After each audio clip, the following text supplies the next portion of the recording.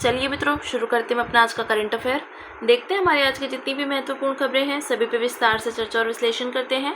हमारी पहली न्यूज़ है, लोकसभा ने भारतीय पतन विधेयक 2025 पारित किया। तो ये विधेयक भारतीय पतन अधिनियम 1908 के स्थान पर लाया जा रहा है। इसका उद्देश्य भारत में पतनों से संबंधित कानूनों को समेकित करना है। विधेयक के मुख्य प्रावधानों पर एक नज़र डालते हैं। तो राज्य समुद्रीय विकास परिषद की स्थापना, तो इसकी स्थापना केंद्र सरकार द्वारा की जाएगी। केंद्रीय पतन, पोत, परिवहन और जलमार्ग मंत्री इसके पदेन अध्यक्ष होंगे। राज्य समुद्री बोर्ड, तो इन्हें राज्य सरकारों द्वारा गठित किया जाएगा। इनकी जिम्मेदारी महापत्तनों से भिन्न पत्तनों का प्रभावी प्रशासन और प्रबंधन करना होगा। विवाद समाधान, तो राज्य सरकारों को विवाद समाधान समितियां गठित करने का अधिकार दिया गया है। ये महापत्तनों से भिन्न पत्तनों से जुड़े विवादों का निपटान करेंगी। इन समितियों के निर्णय के खिलाफ संबंधित हाई कोर्ट में अपील की जा सकेगी। समितियों के अंतर्गत आने वाले मामलों पर किसी भी सिविल कोर्ट का क्षेत्राधिकार नहीं होगा। पतन प्रशुल्क, तो पत्तनों के लिए यह प्रशुल्क कंपनी अधिनियम 2013 के तहत पत्तनों के लिए गठित बोर्ड ऑफ डायरेक्टर्स या महापत्तन प्राधिकरण बोर्ड द्वारा निर्धारित किया जाएगा। महापत्तनों से भिन्न पत्तनों के मामले में यह प्रशुल्क राज्य समुद्री बोर्डों द्वारा निर्धारित किया जाएगा। नए पत्तनों की अधिसूचना और पतन की सीमाओं में परिवर्तन, तो यह कार्य केंद्र सरकार द्वारा संबंधित राज्य सरकार के साथ परामर्श से किया जाएगा। मेगा पोर्ट, ये विधेयक राज्य सरकार के परामर्श से केंद्र सरकार को एक या एक से अधिक पतनों को मेगा पोर्ट के रूप में वर्गीकृत करने के लिए मानदंड निर्धारित करने का अधिकार देता है। पर्यावरण एवं सुरक्षा संबंधी अनुपालन, तो ये जहाज़ों से प्रदूषण की रोकथाम के लिए अंतर्राष्ट्रीय कन्वेंशन और ब्लास्ट वाटर मैनेजमेंट कन्वेंशन जैसे अंतर्राष्ट्रीय दायित्वों का अनुपालन सुनिश्चित करता है। भारत में पत्तनों के विषय में देखते हैं। तो महापत्तन, भारत में 12 महापत्तन हैं जो महापत्तन प्राधिकरण अधिनियम 2021 के तहत पतन, पोत, परिवहन और जलमार्ग मंत्रालय के प्रशासनिक नियंत्रण में है। महापत्तनों से भिन्न पत्तन या लघु पतन, देश में इनकी संख्या 213 है। इन्हें राज्य समुद्री बोर्ड या राज्य सरकार द्वारा प्रबंधित किया जाता है। फिर नेक्स्ट है, केंद्र सरकार ने गंभीर आरोपों या दोष सिद्धि के मामलों में OCI कार्ड के नियम सख्त किए। तो केंद्रीय गृह मंत्रालय ने नागरिकता अधिनियम 1955 की धारा 7D के तहत यह अधिसूचना जारी की है। अधिसूचना के मुख्य बिंदुओं पर एक नज़र डालते हैं। तो OCI यानी ओवरसीज सिटीजन ऑफ इंडिया का पंजीकरण निम्नलिखित स्थितियों में रद्द किया जा सकता है। यदि किसी व्यक्ति को कम से कम 2 साल की जेल की सजा सुनाई गई हो या किसी व्यक्ति के खिलाफ ऐसे अपराध के लिए चार्जशीट दायर की गई हो जिसमें 7 साल या उससे अधिक की कैद का प्रावधान हो। OCI कार्ड के विषय में देखते हैं।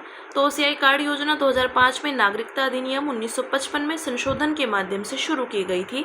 2015 में person of Indian origin card योजना को OCI के साथ मिला दिया गया था और सभी PIO कार्ड धारकों को OCI कार्ड धारक मान लिया गया। OCI कोई दोहरी नागरिकता नहीं है, यह राजनीतिक अधिकार प्रदान नहीं करता है। OCI पंजीकरण रद्द करने के आधार तो धोखाधड़ी से पंजीकरण लिया हो, भारत के संविधान के प्रति असंतोष प्रकट किया हो, भारत की संप्रभुता, अखंडता, सुरक्षा या विदेशों से मैत्रीपूर्ण संबंधों तथा लोकहित के लिए आवश्यक हो आदि। OCI कार्ड धारकों को मिलने वाले लाभ, तो OCI कार्ड धारकों को आजीवन वीज़ा की सुविधा उपलब्ध है। वे भारत में कई बार आ जा सकते हैं। वास्तव में यह बहुउद्देशीय कार्ड है। भारत में किसी भी अवधि के लिए ठहरने हेतु विदेशी क्षेत्रीय पंजीकरण अधिकारी या विदेशी पंजीकरण अधिकारी के पास पंजीकरण कराने से छूट, आर्थिक, वित्तीय और शिक्षा से जुड़े क्षेत्रों में उन्हें अनिवासी भारतीयों के समान सुविधाएं दी जाती हैं। हालांकि OCI कार्ड धारकों को भारत में कृषि भूमि या बागान जैसी परिसंपत्तियों की खरीद की अनुमति नहीं है। देखते हैं OCI के रूप में पंजीकरण के लिए पात्रता। तो कोई भी विदेशी नागरिक OCI के रूप में पंजीकरण के लिए पात्र है यदि वह 26 जनवरी 1950 को या उसके बाद भारत के नागरिक थे या 26 जनवरी 1950 को भारत के नागरिक बनने के पात्र थे या उस क्षेत्र से संबंधित थे जो 15 अगस्त 1947 के बाद भारत का हिस्सा बना या उपयुक्त दोनों पात्रताओं के तहत आने वाले नागरिकों की संतान या पोते पोतिया, परपोते परपोतिया, एक नाबालिग बच्चा जिसके दोनों माता पिता भारत के नागरिक हैं या माता पिता में से कोई एक भारत का नागरिक या नागरिक है। भारत के नागरिक का विदेशी मूल का या पति पत्नी या OCI कार्ड धारक का विदेशी मूल का पति पत्नी जिनका विवाह पंजीकृत हो और कम से कम 2 वर्षों तक अस्तित्व में रहा हो। अपवाद, तो वह व्यक्ति जो पाकिस्तान, बांग्लादेश या किसी ऐसे अन्य देश का नागरिक है या रहा है जिसे केंद्र सरकार राजपत्र में अधिसूचना द्वारा निर्दिष्ट कर सकती है, वह OCI के लिए पात्र नहीं है। फिर नेक्स्ट है, दिवाला और शोधन अक्षमता संहिता यानी संशोधन IBC विधेयक 2025 को संसद की प्रवर समिति को भेजा गया। दिवाला और शोधन अक्षमता संहिता संशोधन IBC विधेयक 2025 के उद्देश्य, तो दिवाला और शोधन अक्षमता से संबंधित मामलों के निपटान में विलंब को कम करना, सभी हितधारकों के लिए अधिकतम लाभ सुनिश्चित करना तथा दिवाला के समाधान के लिए वैश्विक सर्वोत्तम पद्धतियों का पालन करने वाले नए प्रावधानों को लागू करना। विधेयक के मुख्य प्रावधानों पर एक नज़र डालते हैं। तो समाधान में तेजी लाना और विलंब को कम करना। तो एनसीएलटी की अनिवार्य समय सीमा राष्ट्रीय कंपनी विधि अधिग्रहण के लिए 14 दिनों के भीतर दिवाला संबंधी मामले को स्वीकार करनी और 30 दिनों के भीतर समाधान योजना को मंजूरी देना अनिवार्य किया गया है। कोर्ट से बाहर ऋणदाता द्वारा सुझाया गया समाधान तो यह कारोबार में कम से कम व्यवधान के साथ तीव्र एवं अधिक लागत प्रभावी दिवाला समाधान की सुविधा प्रदान करता है। साथ ही इससे न्यायपालिका पर बोझ को कम करने में भी सहायता मिलती है। अधिकतम लाभ सुनिश्चित करना और हितधारकों के हितों की रक्षा करना। तो कॉर्पोरेट दिवाला समाधान प्रक्रिया को लागू करना। एनसीएलटी असाधारण मामलों में एक बार सीआईआरपी को लागू कर सकता है। यह किसी समाधान योजना के स्वीकृत न होने या उसे अस्वीकार कर देने पर ऋणदाताओं की समिति के अनुरोध पर किया जा सकता है। गवर्नेंस और अनुपालन को बढ़ाना। तो ग्रुप इंसॉल्वेंसी फ्रेमवर्क, इस विधेयक में वॉलंटरी ग्रुप इंसॉल्वेंसी फ्रेमवर्क को प्रस्तुत किया गया है। यह घरेलू कॉर्पोरेट समूह के भीतर संकटग्रस्त कंपनियों के संयुक्त समाधान की सुविधा प्रदान करता है। यह कदम कॉर्पोरेट समूह और उनकी कंपनियों के मध्य परस्पर संबंध को ध्यान में रखकर उठाया गया है।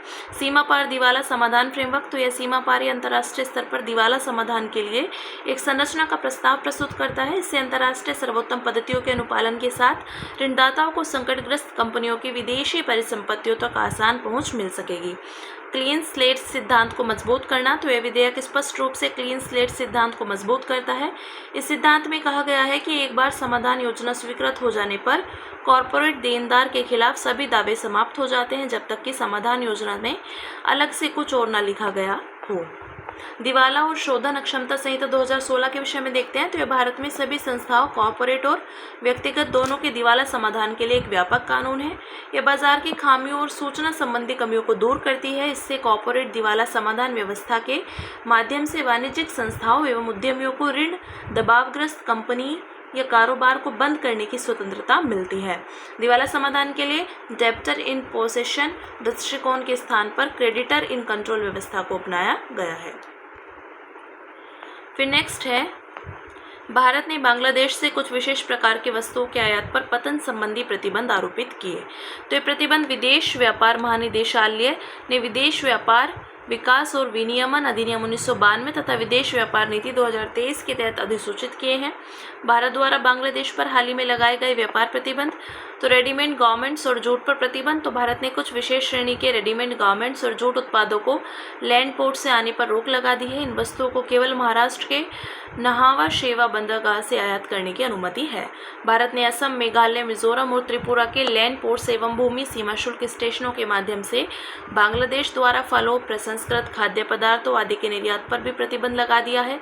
मार्च 2025 में भारत ने 2020 के समझौते के तहत ट्रांसशिपमेंट सुविधा को रद्द कर दिया था। इस सुविधा के तहत बांग्लादेशी उत्पाद भारतीय भूमि सीमा शुल्क स्टेशनों के माध्यम से तीसरे देशों को निर्यात किए जा सकते थे।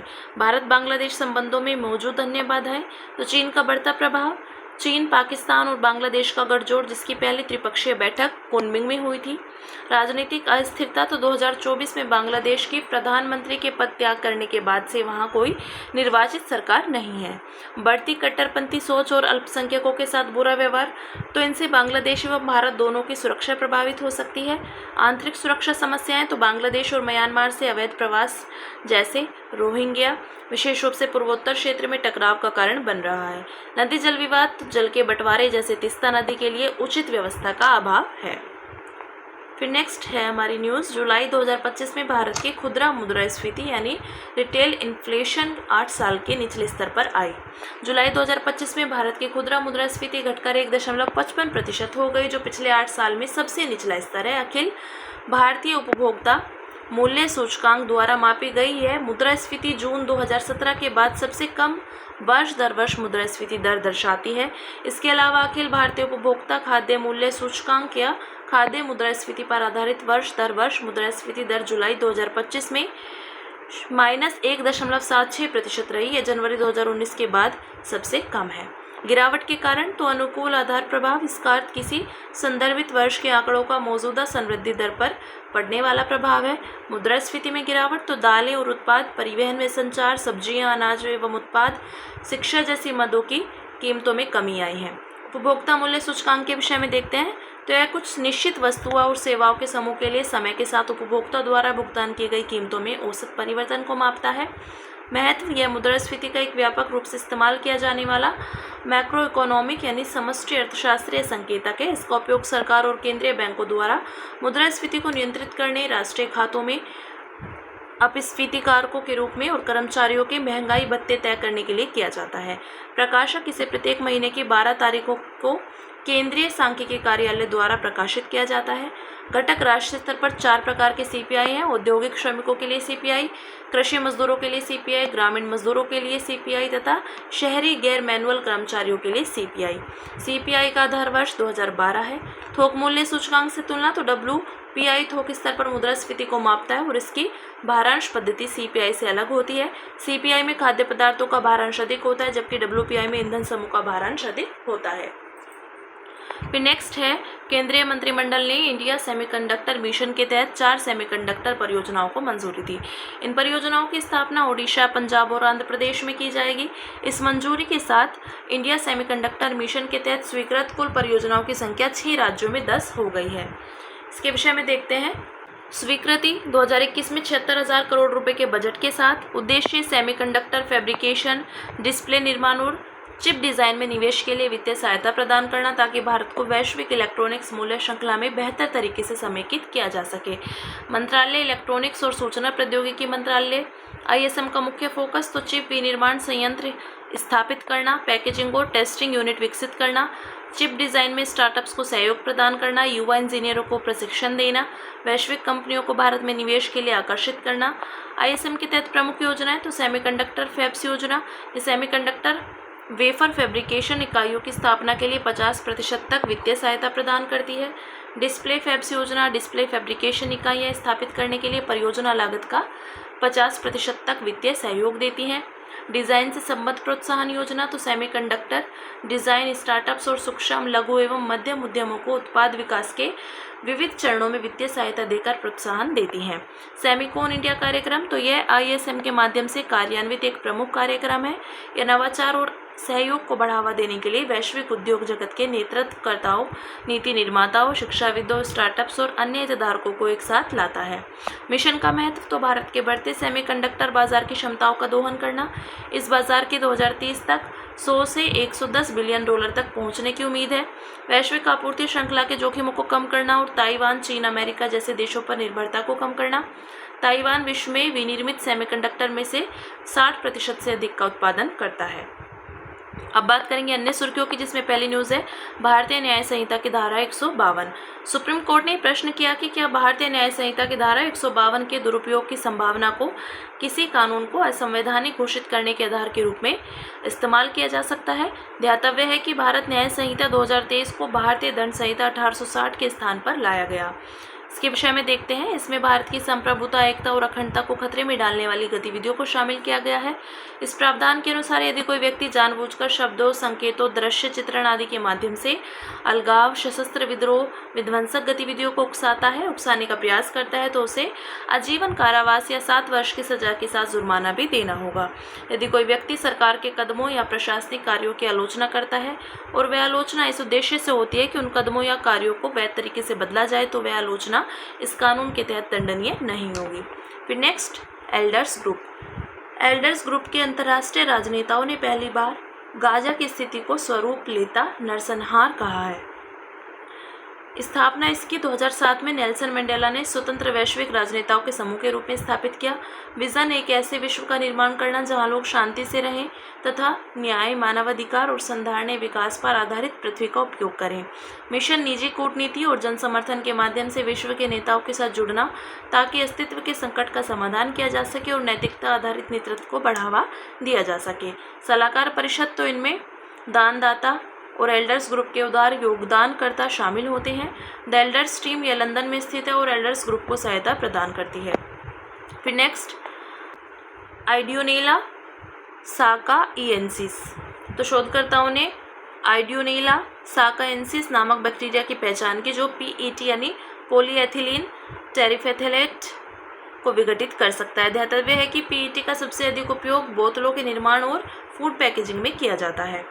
यह एक बैक्टीरिया है जिसे जापान में प्लास्टिक बोतल रिसाइकलिंग प्लांट के पास खोजा गया है। यह विशेष प्रकार के एंजाइम उत्पन्न करता है जो पीईटी को पर्यावरण के लिए हानि रहित घटकों में तोड़ते हैं, जिन्हें यह बैक्टीरिया बाद में आहार स्रोत के रूप में उपयोग करता है। महत्व: इसका उपयोग प्लास्टिक के दक्ष और विशाल जैव अपघटन प्रणालियों के विकास के लिए किया जा सकता है। साथ ही यह सर्कुलर इकोनॉमी को बढ़ावा देने में मदद कर सकता है। फिर नेक्स्ट है शॉर्ट ट्रांसफ़र।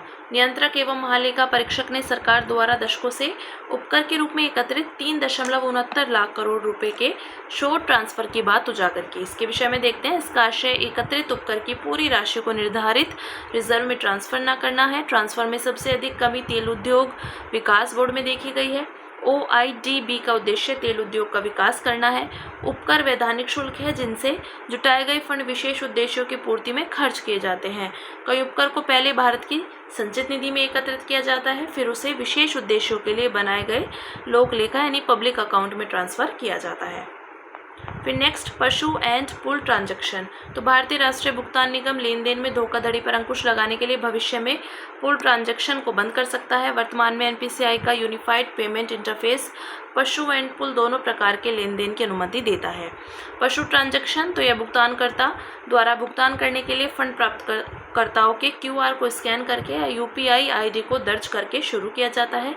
पुल ट्रांजैक्शन यह लेन देन फंड प्राप्तकर्ता द्वारा शुरू किया जाता है, जिसमें भुगतानकर्ता द्वारा व्यक्तिगत पहचान संख्या दर्ज करते ही ट्रांजैक्शन स्वीकृत हो जाता है, उदाहरण के लिए चेक, डेबिट कार्ड आदि।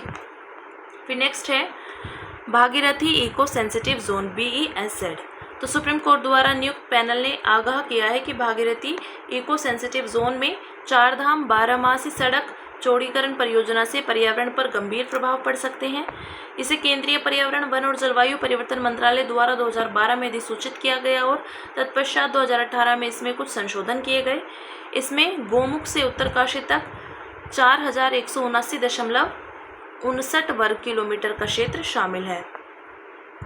Zonal master plan. तो उत्तराखंड सरकार को वाटरशेड दृष्टिकोण के आधार पर जोनल मास्टर प्लान तैयार करने का अधिकार दिया गया है तथा इसमें वनों और वन्य जीवों आदि के प्रमुख क्षेत्रों को भी शामिल किया गया है।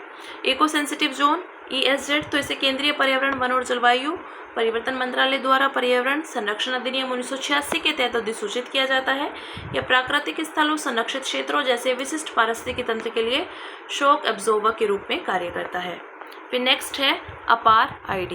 तो CBSE ने कक्षा 9 और 11 के पंजीकरण तथा 2026 की बोर्ड परीक्षाओं से पहले कक्षा 10 और 12 के विद्यार्थियों की सूची प्रस्तुत करने के लिए 12 अंकों की automated permanent academic account registry यानी अपार ID का उपयोग करना अनिवार्य कर दिया। यह राष्ट्रीय शिक्षा नीति 2020 के अनुरूप one nation one student ID के उद्देश्य से शुरू किया गया है। केंद्रीय शिक्षा मंत्रालय द्वारा 2024-25 सत्र में स्कूलों के लिए लॉन्च किया गया। उद्देश्य प्रत्येक विद्यार्थी को विशिष्ट और स्थायी 12 अंक की ID प्रदान करके उनकी शैक्षणिक उपलब्धियों को एक ही प्लेटफॉर्म पर उपलब्ध कराना और इससे देश भर के विद्यार्थियों के शैक्षणिक दस्तावेज एक ही जगह आसानी से सुलभ हो सकेंगे। फिर नेक्स्ट है श्रेष्ठ पहल। तो केंद्रीय स्वास्थ्य एवं परिवार कल्याण मंत्रालय ने राज्य स्वास्थ्य विनियामक उत्कृष्टता सूचकांक का शुभारंभ किया। यह राज्य औषधि विनियामक व्यवस्थाओं को मानकीकृत और मजबूत करने की दिशा में एक राष्ट्रीय पहल है। श्रेष्ठ से आशय है state health regulatory excellence index. यह केंद्रीय औषधि मानक नियंत्रण संगठन की पहल है। उद्देश्य देश भर में राज्य औषधि विनियामक प्राधिकरणों के प्रदर्शन में सुधार लाना तथा यह सुनिश्चित करना कि सुरक्षित दवाइयां और इनसे जुड़े गुणवत्ता मानकों को निरंतर पूरा किया जाए। इसमें 5 प्रमुख विषयों पर आधारित सूचकांक होंगे: मानव संसाधन, अवसंरचना, लाइसेंसिंग गतिविधियाँ, निगरानी गतिविधियाँ और जवाबदेही। फिर नेक्स्ट तातो सेकंड जल विद्युत परियोजना। तो हाल ही में आर्थिक मामलों की केंद्रीय मंत्रिमंडलीय समिति ने अरुणाचल प्रदेश के शी योमी जिले में तातो सेकंड जल विद्युत परियोजना के निर्माण को मंजूरी दी। स्थापित क्षमता 700 मेगावाट यानी 4 गुना 175 मेगावाट। उत्पादित ऊर्जा 2738.06 मेगा यूनिट ऊर्जा। कार्यान्वयन north eastern electric power corporation limited और अरुणाचल प्रदेश सरकार के बीच संयुक्त उद्यम कंपनी के माध्यम से। अरुणाचल प्रदेश की अन्य जल विद्युत परियोजनाएं: सुबनसिरी लोअर जल विद्युत परियोजना 2000 megawatt, Kameng hydro power station 600 megawatt और हियो जल विद्युत परियोजना 240 मेगावाट आदि। ठीक है, ये बात की हमने तातो सेकंड जल विद्युत परियोजना की। तो हमारी आज की जितनी भी महत्वपूर्ण खबरें थी हमने सभी पे विस्तार से चर्चा और विश्लेषण किया। अब इसी के साथ मिलते हैं कल अपनी नई खबरों के साथ।